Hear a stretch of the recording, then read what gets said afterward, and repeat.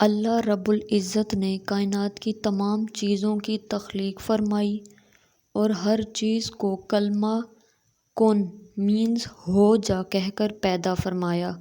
انسان کو اشرف المخلوقات یعنی تمام مخلوقات سے افضل ثابت کرنے کے لیے اسے سب سے بہتر انداز میں اپنے ہاتھوں سے تخلیق فرمایا۔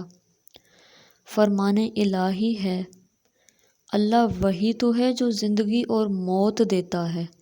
جب وہ کسی بھی کام کا فیصلہ کر لیتا ہے تو اسے صرف یہ کہتا ہے کن ہو جا، پس وہ کام ہو جاتا ہے۔ سورۃ مومنون آیت 68۔ اللہ نے فرمایا، اے ابلیس جسے میں نے اپنے ہاتھوں سے پیدا کیا، تجھے اس کو سجدہ کرنے سے کس چیز نے روکا ہے؟ ص آیت 75۔ یقیناً ہم نے انسان کو بہترین صورت میں پیدا کیا ہے۔ 3 آیت 4۔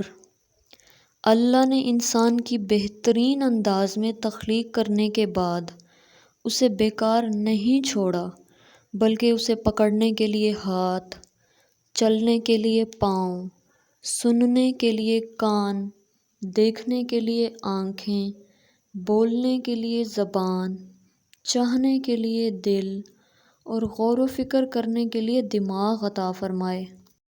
فرمان الہی ہے، بے شک ہم نے انسان کو ایک مخلوط مرد اور عورت بنا کے پیدا کیا تاکہ ہم اس کا امتحان لیں، چنانچہ ہم نے اسے سننے دیکھنے والا بنایا، بے شک ہم نے اسے سیدھی راہ دکھا دی، اب خواہ وہ شکر کرنے والا بنے یا ناشکر۔ کیا انسان نے یہ سمجھ رکھا ہے کہ اسے بیکار چھوڑ دیا جائے گا؟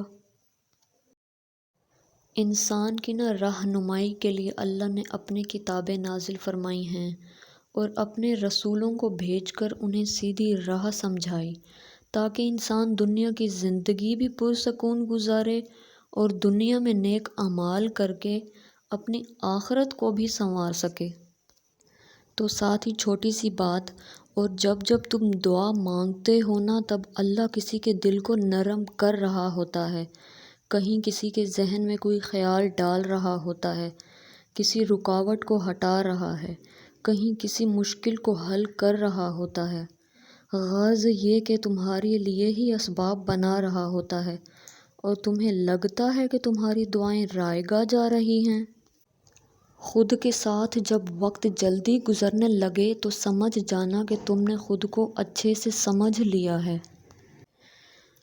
نماز میں دعا وہی اہمیت حاصل رکھتی ہے جو کھانے میں نمک کی ہوتی ہے، تو دعا کے بغیر نماز ادھوری ہوتی ہے۔